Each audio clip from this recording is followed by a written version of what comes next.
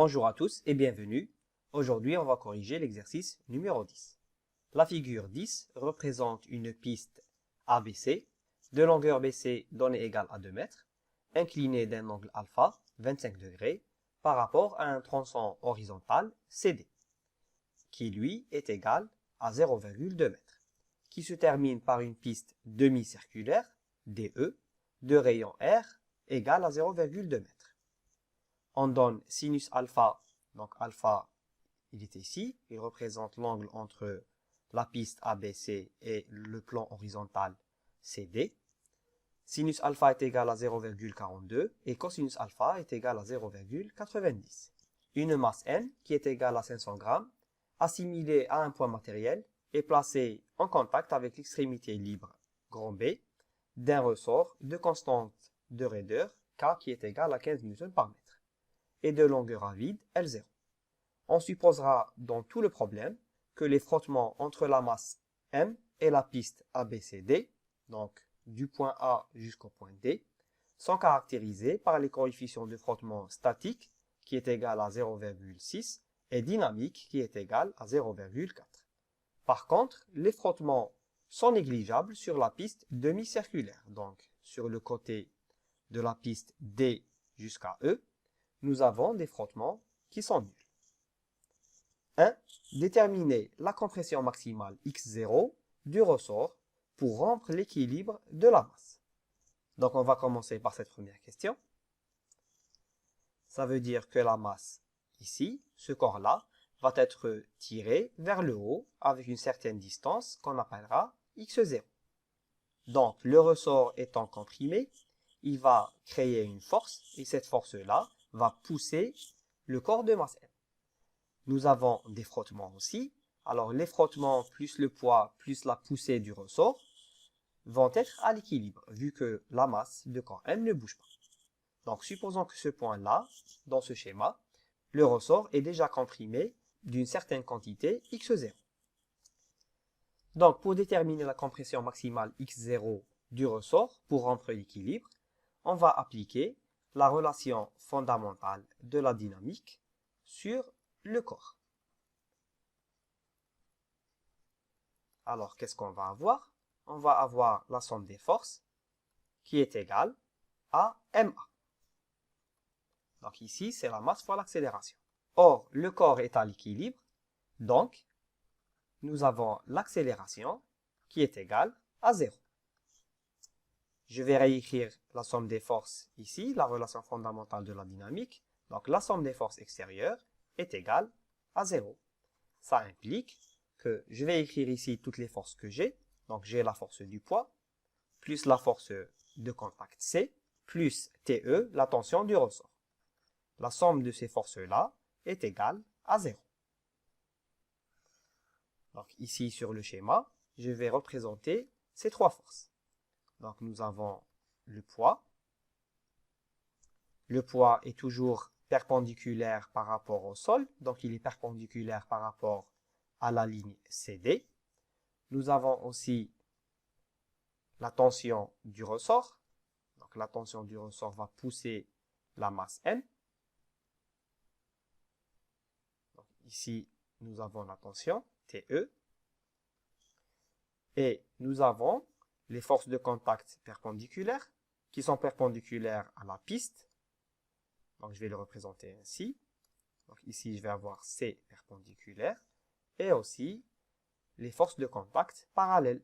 Parce que sur ce tronçon-là, je vais aussi avoir les coefficients de frottement statique et dynamique. Donc pour le moment, je considère le coefficient de frottement statique. J'ai aussi C parallèle ici.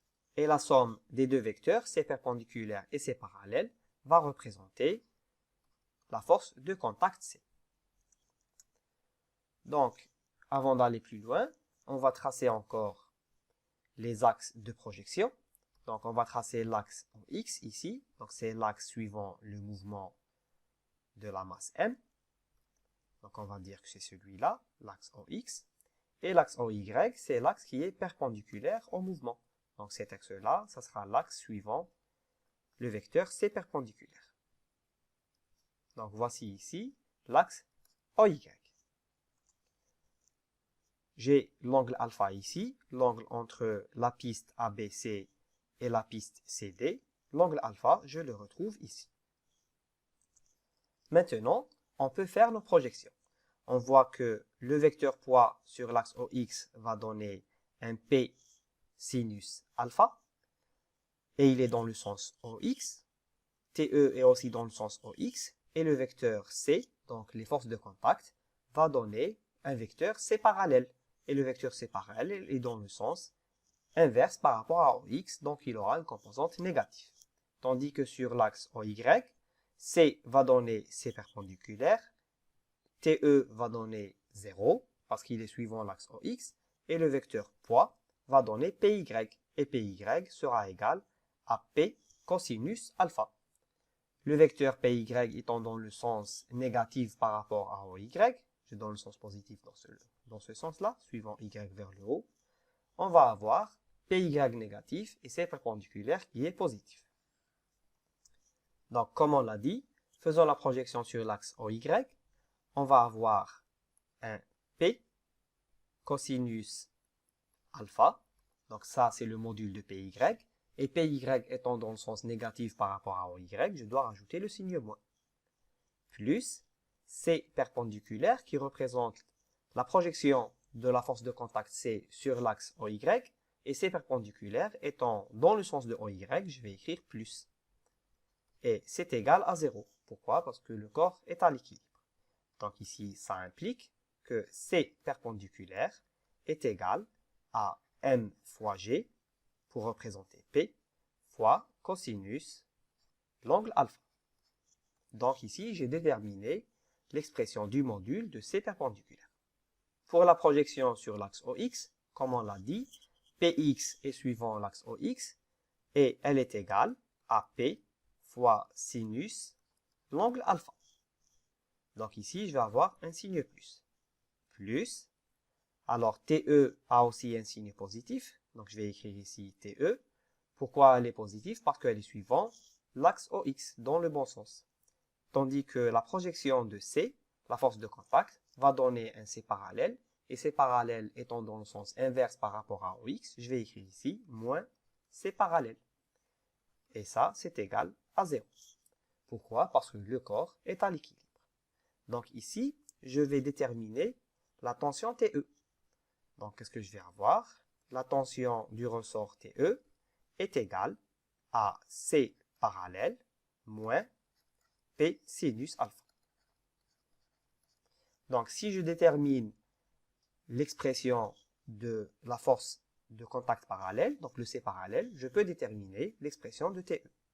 Alors, le corps est à l'équilibre, on a le coefficient de frottement statique.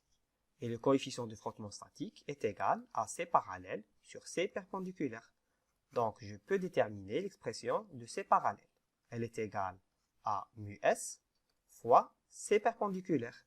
Et l'expression de C perpendiculaire, je la connais. Donc, ça va devenir mu S fois l'expression de C perpendiculaire. Je l'ai obtenue. Elle est égale à mg cosinus alpha. Donc ici, voici l'expression de C parallèle. On a la tension du ressort TE qui est égale à K fois X. Alors cette tension est une tension particulière parce qu'elle représente la tension pour laquelle le corps est à l'équilibre. Donc je vais écrire ici X0. Je cherche la valeur de X0 pour que le corps reste à l'équilibre. Donc je peux remplacer ici. Donc si j'écris sur la projection de l'axe OX, j'ai TE qui est égal à K fois X0 qui est égal à C parallèle, donc c'est mu S fois mg fois cosinus l'angle alpha moins P, donc c'est mg, fois sinus l'angle alpha. Donc qu'est-ce que j'ai ici? J'ai K fois X0 qui est égal, je peux mettre mg en facteur, alors je vais avoir mu S fois cosinus l'angle alpha moins sinus l'angle alpha. Ça implique que x0 est égal à m fois g fois le coefficient de frottement statique mu s fois cosinus l'angle alpha moins sinus l'angle alpha. Tout ça divisé par la constante de raideur du ressort, grand K. Donc, pour déterminer la valeur numérique associée à x0, je dois faire une application numérique. Alors, la masse M est égale à 0,5 kg. Il faut faire attention, la masse a été donnée égalant à 500 g. Il faut la transformer en unité MKSA. Donc, il faut la transformer en kg. Nous avons mu S qui est égal à 0,6. Donc, je vérifie si c'est la bonne valeur. Alors, ici, voilà, mu S est égal à 0,6. Cosinus alpha est égal à 0,90. Sinus alpha est égal à 0,42. Et la constante de raideur K est égale à 15 newtons par mètre. Ça implique, après l'application numérique, que x0 est égal à 0,04 mètres. On peut dire que x0 est égal à 4 cm. Il faut toujours veiller à donner l'unité en mètres. Et puis, on peut faire la transformation en centimètres, c'est pas grave. Donc, la compression du ressort admise, pour que le corps reste toujours en équilibre, elle est de 4 cm. Donc, si je dépasse 4 cm, le corps ne va pas rester à l'équilibre et il sera obligé de se déplacer. On passe à la deuxième question. Le ressort étant comprimé de x1 est égal à 10 cm. Petit a, déterminer la vitesse de la masse au point D. Donc ici, vu que le ressort a dépassé la compression minimale, le ressort va avoir une force suffisante pour pousser le corps de masse M. En le poussant, le corps de masse M va se déplacer sur la piste ABC jusqu'au point D. Et sur cette piste-là, nous avons des coefficients de frottement. Mais cette fois, on considère le coefficient de frottement dynamique, qui est égal à 0,4. De A, détermination de la vitesse du corps au point D. Pour cela, on va considérer le théorème de l'énergie. Et nous avons la variation de l'énergie totale entre le point I et le point D. Le point I ici représente le point initial du ressort. Donc, on a comprimé le ressort de 10 cm. Donc, quelque part ici, va se trouver le point I. Et on va appliquer le théorème de l'énergie totale entre le point I et le point D pour déterminer la vitesse au point D. Donc, qu'est-ce qu'on a? Donc, nous avons, d'après le théorème de l'énergie totale, la variation de l'énergie totale entre le point I et le point D, qui est égale au travail des forces. Alors, cette fois, c'est les forces non conservatives, toujours, entre le point I et le point D. Maintenant, quelles sont les forces non conservatives de cet exercice? Donc, les forces non conservatives qui s'appliquent au corps de masse M, c'est seulement la force de contact grand C. Et cette force de contact, je peux l'écrire comme étant la force de contact parallèle plus la force de contact perpendiculaire. Intéressons-nous maintenant au travail. Alors, j'ai le travail de la force de contact entre le point I et le point D.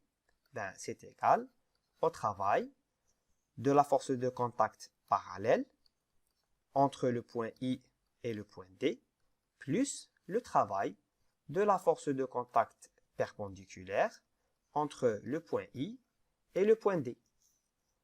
Or, je connais l'expression du travail.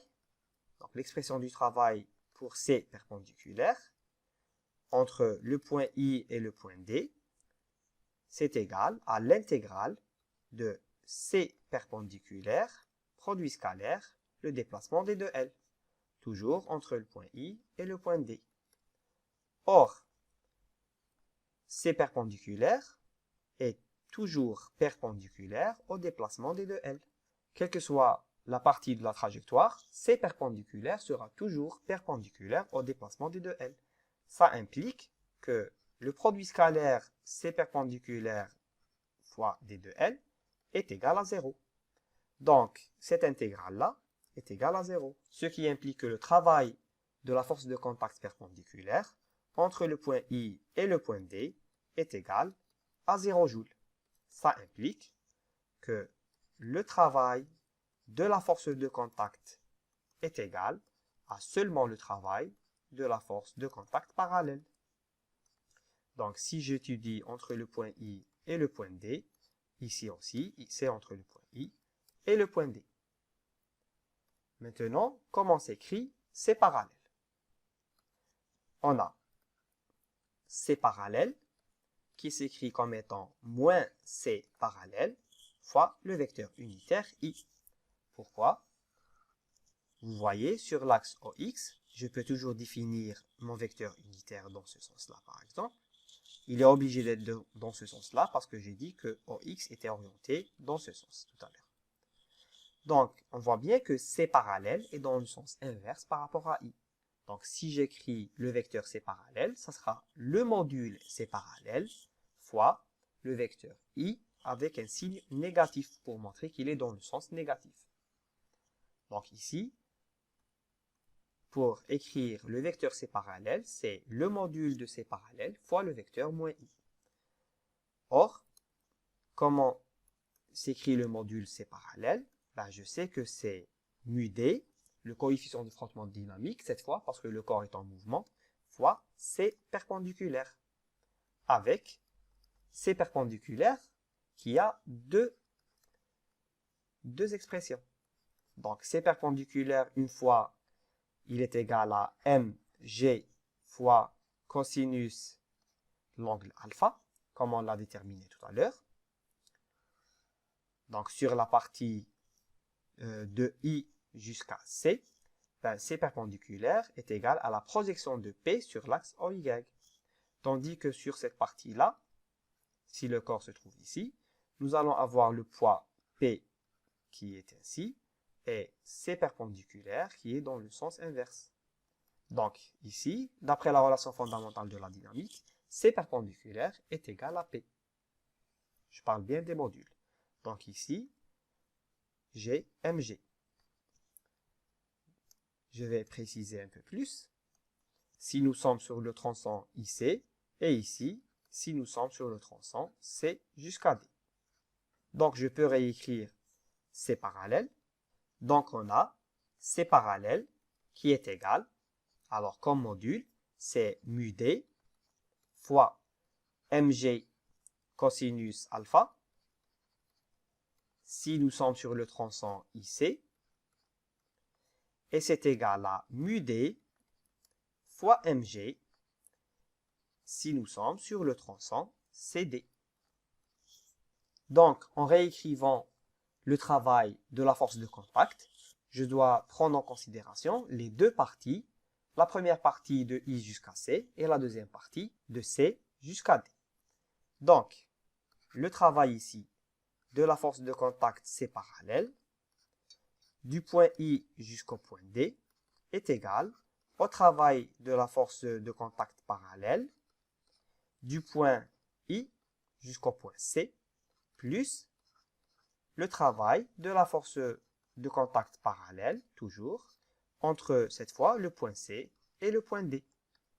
Alors, calculons premièrement le travail de la force de contact C parallèle entre le point I et le point C. Donc, je vais réécrire le travail de cette force de contact parallèle entre le point I et le point D est égal, par définition, à l'intégrale de C parallèle, produit scalaire, d de L. Donc, c'est égal à l'intégrale. C parallèle, je peux l'écrire comme étant moins C parallèle fois le vecteur unitaire I. Et le déplacement d de L, c'est un d de L fois le vecteur unitaire I. Le déplacement est suivant le vecteur unitaire I. Donc, qu'est-ce que je vais avoir? C'est l'intégrale de moins, donc C parallèle ici. Tout à l'heure, je l'ai écrit, il est égal à mu d mg cosinus alpha. Donc, je vais l'écrire ici, c'est moins mu d fois mg fois cosinus alpha fois d de L. Et le produit scalaire entre le vecteur unitaire I et I est égal à 1. Donc, toujours entre le point I et le point D. entre I et D. On voit bien que mu D, mg, cosinus alpha, c'est des constantes. Donc, je peux les extirper de l'intégrale. Donc, ça devient moins mu D fois mg fois cosinus l'angle alpha fois l'intégrale de I jusqu'à D du déplacement des deux L. Donc, c'est égal à quoi? C'est égal à moins mu D fois mg fois cosinus l'angle alpha fois la distance ID. Parce que ici, j'ai l'intégrale d'un déplacement entre le point initial I jusqu'au point final D. Donc, ça va donner la distance ID. Ça implique que le travail de C parallèle, je vais juste le réécrire, entre le point I et le point D est égal à moins mu D fois mg cosinus l'angle alpha fois la distance ID fois la distance ID. Passons maintenant à la deuxième intégrale. Passons maintenant au calcul du travail de la force de contact parallèle entre les points C et D. Donc, qu'est-ce qu'on a? On peut le réécrire. Le travail de la force de contact C parallèle est égal à l'intégrale, toujours, c'est la force C parallèle, produit scalaire, le déplacement des deux L. Donc, c'est égal à l'intégrale de moins C parallèle fois le vecteur unitaire I, produit scalaire, le déplacement des deux L fois le vecteur unitaire I, et c'est égal à moins C parallèle des deux L. Maintenant, C parallèle, pour le deuxième tronçon, entre C et D, est égal à mu D fois mg. Donc ici, je vais avoir moins, donc l'intégrale de mu D mg fois d de L. Donc toujours, entre cette intégrale, ce travail-là est calculé entre le point C et D. Donc je vais avoir ici aussi l'intégrale entre C et D. Donc, ce travail-là est égal à moins mu D fois M fois G. Donc, je peux les faire sortir de l'intégrale par le même raisonnement qu'avant, fois l'intégrale du point C jusqu'au point D du déplacement des deux L. Et ça va donner un moins mu D fois mg fois le déplacement CD. Donc, je peux le réécrire. On a le travail de la force de contact parallèle entre le point C et le point D, qui est égal à moins mu D fois mg fois la distance CD. Or, qu'est-ce qu'on a dit tout à l'heure? On a dit que le travail de la force de contact C parallèle entre le point I et le point D est égal au travail de la force de contact parallèle entre le point I et le point C, plus le travail de la force de contact parallèle entre le point C et le point D. Donc, c'est égal à combien? Je vais remplacer par les expressions respectives de l'une et de l'autre. Donc, je vais avoir pour la première moins mu D mg cosinus alpha fois ID. On va remplacer par les expressions respectives. Pour C parallèle, c'est... Donc, ici, il y a eu un petit lapsus. On a écrit ici qu'on calcule le travail de C parallèle entre I et C. Là, on a écrit entre I et D. C'est un lapsus. C'est entre I et C. Parce qu'on a l'expression de C parallèle qui est valable entre I et C seulement. Donc ici aussi, c'est entre I et C. C'est un petit lapsus. Donc, la distance ici, c'est la distance IC. Donc ici, nous avons le travail de la force de contact parallèle entre I et C qui est égal à moins mu D mg cosinus alpha fois la distance IC. Et là, nous avons le travail de la force de contact C parallèle entre C et D.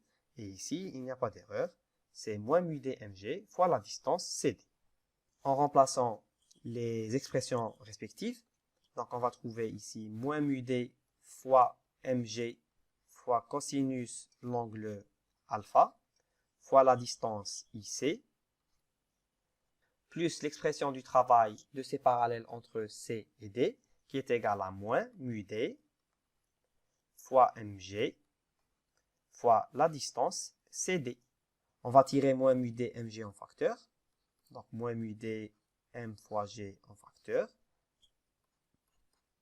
On va obtenir ici, c'est IC cosinus l'angle alpha, plus la distance CD. On va donner la valeur pour IC. Alors ici, on a IC qui est égal. Donc je vais remonter ici sur le graphe.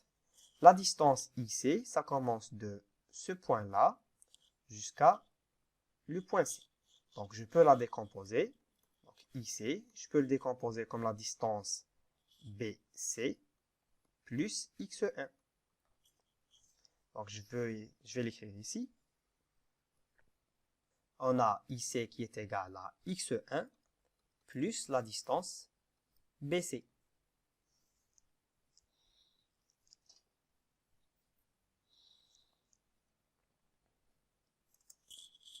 Donc en faisant une application numérique, on a mu D qui est égal à 0,4, la masse M qui est égale à 0,5 kg, G qui est égal à 10 mètres par seconde au carré, la distance BC, elle est donnée plus haut, on va la chercher. Donc on a la distance BC qui est égale à 2 mètres et CD qui est égal à 0,2 mètres. Donc ici, BC est égal à 2 mètres, CD est égal à 0,2 mètres et X qui est égal à 10 cm, donc c'est égal à 0,1 mètre. Nous avons le travail de la force de contact C entre le point I et le point D, on l'a dit, qui est égal au travail de la force de contact parallèle, toujours entre le point I et le point D, qui est égal, après calcul numérique, à moins 4,18 et comme unité, on a des joules. On continue. Or, qu'est-ce qu'on a dit? On a la variation de l'énergie totale entre le point I et le point D, qui est égale au travail de la force de contact, donc les forces non conservatives, entre le point I et le point D. Et cette valeur-là, je la connais, elle est égale à moins 4,18 joules. Donc, je dois déterminer maintenant quelle est la variation de l'énergie totale dans cette expression-là. Donc, la variation de l'énergie totale entre le point I et le point D, c'est égal à l'énergie totale au point D moins l'énergie totale au point I. Donc, quelle est l'énergie totale au point D? On a l'énergie totale au point D qui est égale à l'énergie cinétique au point D plus l'énergie potentielle gravitationnelle au point D avec les expressions respectives de l'énergie cinétique au point D qui est égale à 1 demi m fois la vitesse au point D au carré et l'énergie potentielle gravitationnelle au point D qui est égale à m fois g fois la hauteur h plus une constante. Pour déterminer la constante, alors pour h qui est égal à 0, on a l'énergie potentielle gravitationnelle de 0 qui est égale à 0 joule. Ce qui implique qu'en remplaçant h ici par 0, on va trouver 0 qui est égal à mg fois 0 plus la constante. Ce qui implique que la constante est égale à 0. Donc ici, on va avoir l'expression de l'énergie potentielle gravitationnelle au point D qui est égale à mgh. Donc ici, je peux écrire que c'est un HD. Et ici, j'ai HD. Or, on a la hauteur HD, on peut la déterminer d'après le graphe. On voit que sur le point D, la masse est ici. Et par rapport à la ligne CD, on peut dire que la hauteur HD est égale à 0. On commence à compter la hauteur à partir de la ligne CD. Donc la hauteur ici HD est égale à 0. Ce qui implique que on a HD qui est égal à 0.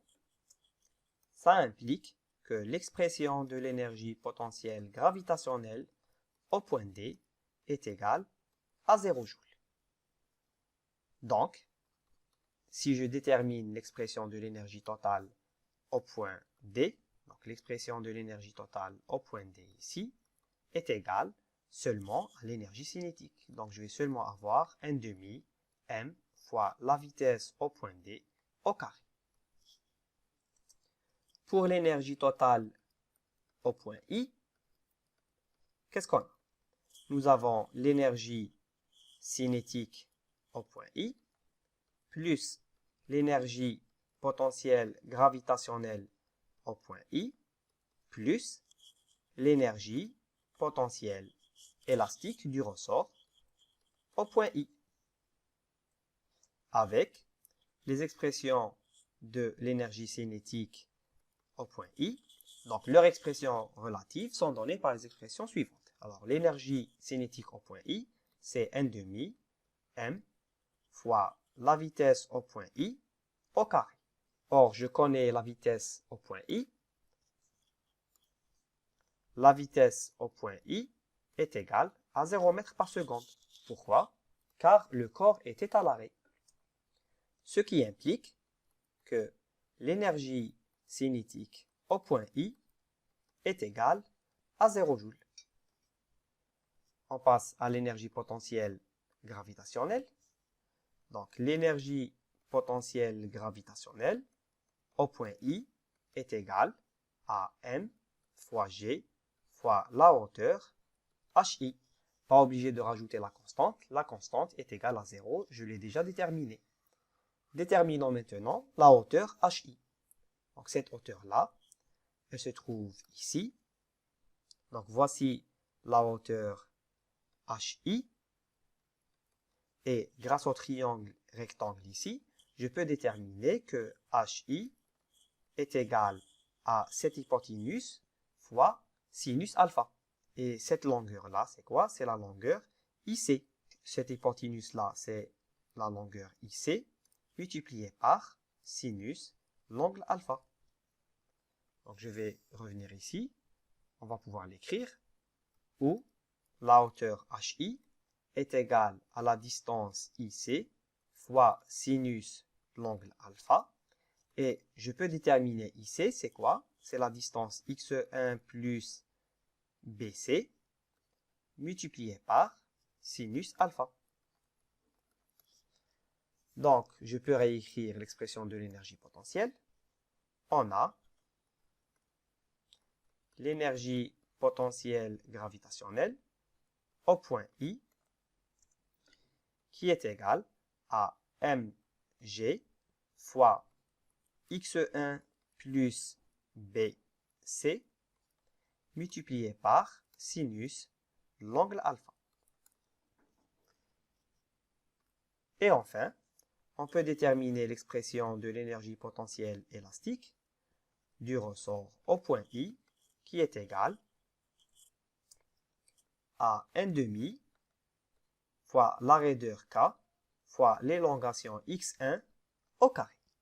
Donc on a l'expression de l'énergie totale au point I qui est égale, alors l'énergie cinétique est égale à 0, l'énergie potentielle gravitationnelle est égale à m fois g fois x1 plus bc fois sinus alpha, plus l'expression de l'énergie potentielle élastique qui est égal à 1 demi fois la raideur K fois x1 au carré.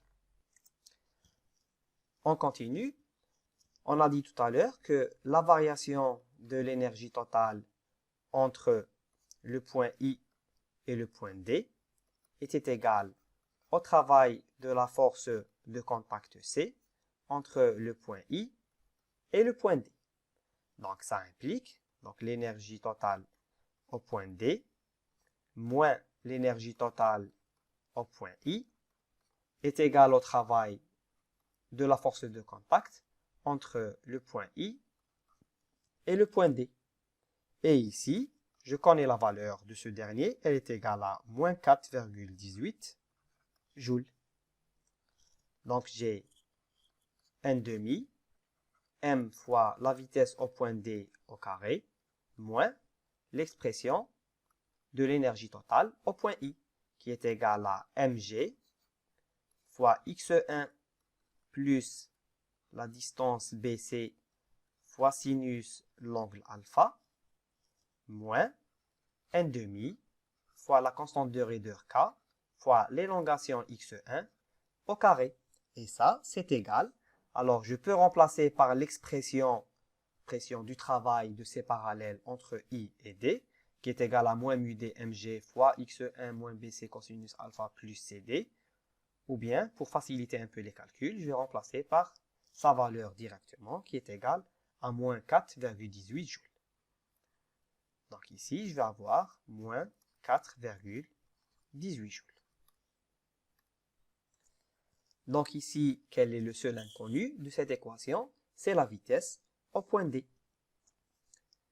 Donc je vais l'écrire comme étant le travail de C parallèle entre I et D, et je vais le remplacer dans l'application numérique. En remplaçant les différents termes par leurs expressions, j'obtiens la première ligne où j'ai l'énergie totale au point D moins l'expression de l'énergie totale au point I qui est égale à l'expression du travail de la force de contact entre I et D. Puis, je mets l'expression 1 demi mvd au carré toute seule dans son côté et tout le reste, je le mets à droite pour déterminer l'expression de la vitesse au point D.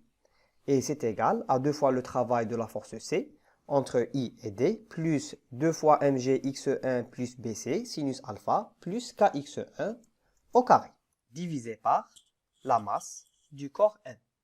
Alors, toute cette expression-là, elle est sous la racine, donc je vais la mettre à la puissance n demi. Donc, pour trouver la valeur de la vitesse au point D, on doit faire une application numérique. x1 est égal à 0,1 mètre. Sinus alpha et cosinus alpha, on les connaît. On connaît déjà toutes les valeurs. Nous avons même le travail de la force C entre le point I et le point D, qui est égal à moins 4,18 joules. Donc, en faisant l'application numérique, on a la vitesse au point D qui est égale à 1,14 mètres par seconde.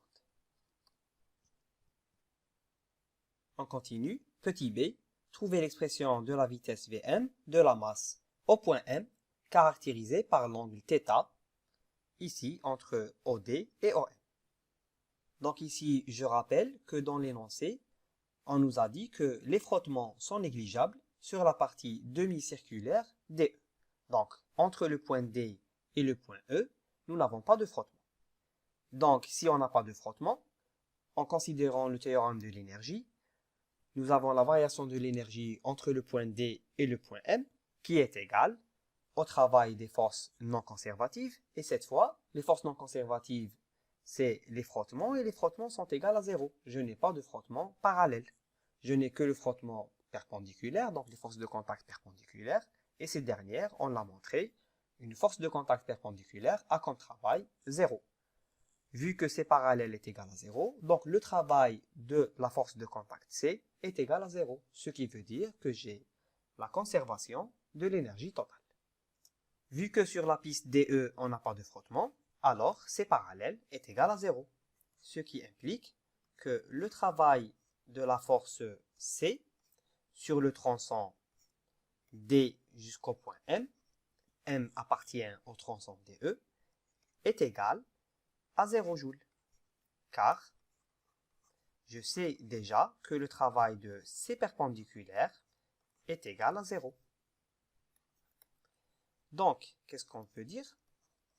La variation de l'énergie totale entre le point D et le point M recherché est égale au travail de la force de contact, c'est la force non conservative, entre le point D et le point M, et cette dernière est égale à 0.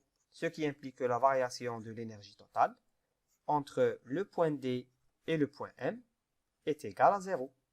Ce qui implique que l'énergie totale est une constante. Donc l'énergie totale au point D est égale à l'énergie totale au point M. Maintenant, considérons l'énergie totale au point D. L'énergie totale dans ce point est égale à simplement l'énergie cinétique, comme on l'a montré tout à l'heure. Et elle est égale à 1/2 m fois la vitesse au point D au carré. Donc ça, c'est pour l'énergie totale au point D. Maintenant, pour l'énergie totale au point M, je vais avoir une énergie cinétique au point M plus une énergie potentielle gravitationnelle au point M. Donc, comment je vais l'écrire? Pour l'énergie cinétique au point M, ça va devenir 1/2 fois m fois la vitesse au point C au carré, plus pour l'énergie potentielle gravitationnelle, ça va être mg fois la hauteur hm. Pourquoi?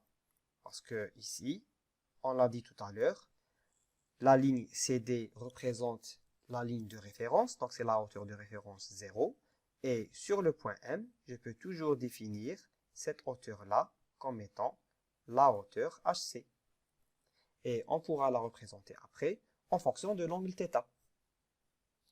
Donc si on veut la représenter en fonction de l'angle θ, je peux dire que HC est égal à R, donc le rayon R, moins R fois cosinus l'angle θ. Pourquoi? Parce que je vais prendre toute cette distance-là entre O et D, donc c'est R, moins cette distance-là. Et cette distance-là, vu que j'ai un triangle rectangle, je peux considérer l'angle θ, et ça va devenir, c'est R cosinus l'angle θ. Je continue, et pour le moment, je vais garder ici l'expression de Hm. Donc, qu'est-ce qu'on a? Alors, l'énergie totale au point D est égale à l'énergie totale au point M. Ça veut dire que j'ai ici 1/2 m fois la vitesse au point D au carré, qui est égal à 1/2 m la vitesse au point C au carré, plus la masse fois G fois la hauteur hm. Ce que nous cherchons à déterminer, c'est l'expression de la vitesse au point C. Donc ça implique que 1/2 m fois la vitesse au point C au carré est égal à 1/2 m fois la vitesse au point D au carré moins mg fois la hauteur hm. Donc ça implique que la vitesse au point C au carré est égale à la vitesse au point D au carré moins 2 fois g fois h, la hauteur hm. Donc ça implique que la vitesse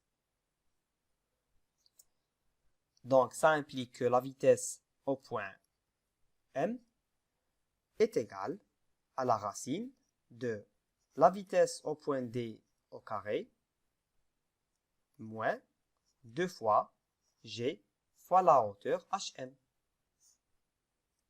Et la vitesse ici est donnée en mètres par seconde. Avec l'expression associée à la hauteur hm qui est égale à r fois 1 moins cosinus l'angle θ. Donc je peux l'introduire dans l'expression de la vitesse. Je vais obtenir la vitesse Vm qui est égale Donc, ça va devenir la vitesse au point D au carré, moins 2 fois G. La hauteur H, ça devient la hauteur R, donc le rayon R, fois 1 moins cosinus l'angle θ. Donc, tout ça, c'est à la puissance n². On passe à la dernière question associée à la question numéro 2. Petit c, en déduire l'angle de remontée maximale, θ max, atteint par la masse m. Alors, si le corps a atteint la hauteur maximale, ça implique que la vitesse de ce corps-là est égale à 0. Donc ici, si le corps atteint, sur le diagramme, si le corps atteint une certaine hauteur, par exemple ici sur le point M, alors il sera obligé de revenir en bas. Donc cette hauteur-là, à ce point-là, il va avoir une vitesse qui est égale à 0 mètres par seconde. Donc on connaît déjà l'expression de la vitesse pour un certain point M. Donc on va l'appeler ce point-là, c'est le point M. Donc si on a Vm qui est égal à 0, ben, ça indique que Vd au carré moins 2G fois le rayon R fois 1 moins cosinus θ est égal à 0. Donc ici, je peux déterminer l'expression de θ. Donc je vais avoir 2 fois G fois R fois 1 moins cosinus θ qui est égal à la vitesse Vd au carré. Ce qui implique que j'ai 1 moins cosinus l'angle θ qui est égal à la vitesse Vd au carré divisé par 2G fois le rayon R. Ce qui implique que l'expression de θ, je vais avoir cosinus l'angle θ qui est égal à 1 moins la vitesse du corps au point D au carré divisé par 2 fois G fois le rayon R. Donc ici, on peut utiliser les fonctions inverses pour déterminer θ. Donc θ est égal à la fonction arc cosinus associé à 1 moins Vd au carré divisé par 2G fois le rayon R. Donc, si vous ne connaissez pas encore les fonctions arc-cosinus et arc-sinus, on peut faire d'une autre manière. On peut faire l'application numérique. On va trouver cosinus θ qui est égal à 1 moins, donc Vd au carré, je vais remplacer 1,14 au carré, divisé par 2, fois G, c'est 10, multiplié par le rayon R, et le rayon est égal à 0,2 m. Et on a cosinus θ qui est égal à 0,675. Donc, je peux réécrire ici. Cosinus l'angle θ est égal à 0,675. Ça implique, en utilisant la calculatrice pour faire la fonction inverse, que je trouve θ ici est égal à 0,829 radians. Et c'est aussi égal à 47,49 degrés. Voilà, j'ai pu déterminer l'angle θ pour lequel le corps va faire demi-tour. Passons maintenant à la dernière question. Quelle doit être la valeur minimale de la vitesse au point D pour qu'elle arrive au point S sans décoller? Donc, je dois déterminer la vitesse au point D ici pour que le corps atteigne le point E, mais sans décoller. Donc, il doit avoir ici une vitesse au point E qui est égale à 0. Alors, pour déterminer la vitesse au point D pour que le corps arrive au point E sans décoller, donc on sait que la variation de l'énergie totale entre le point D et le point E est égale à 0. Pourquoi? Parce que le travail des forces non conservatives sur ce tronçon est égal à 0. Ce qui implique que l'énergie totale au point D est égal à l'énergie totale au point E. Alors, sur le point E, qu'est-ce que j'ai? L'énergie totale au point E, ben c'est l'énergie cinétique toujours au point E, plus l'énergie potentielle gravitationnelle au point E. Et c'est égal à quoi? C'est égal à m demi, m fois VE au carré, plus la masse fois la gravité fois la hauteur, HE. Mais je sais que sur le point E, or, la vitesse au point E est égale à 0. Donc, je peux réécrire l'expression de l'énergie totale. Donc, l'énergie totale au point E est égale à la masse fois la gravité fois HE. Et HE, c'est quoi? Elle est égale à 2R. On peut voir sur la figure ici que la hauteur entre le point E et ici le point D est égale à 2 fois le rayon. Donc, elle est égale à 2R. Donc, ici, je vais avoir H qui est égal à 2R.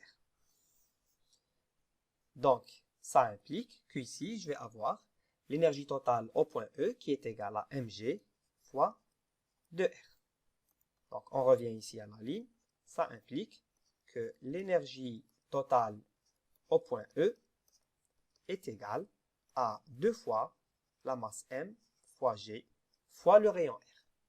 Et on sait que l'énergie totale au point D, c'est égal à n demi la masse m fois la vitesse au point D au carré. Je sais que l'énergie totale au point D est égale à l'énergie totale au point E. Donc, j'ai 2 fois la masse m fois g fois R qui est égale à n demi la masse m fois la vitesse au point D au carré. Ce qui implique que la vitesse au point D au carré est égale à 4 fois g fois le rayon R. Donc, je vais avoir la vitesse au point D qui doit être égale à la racine de 4 g fois R.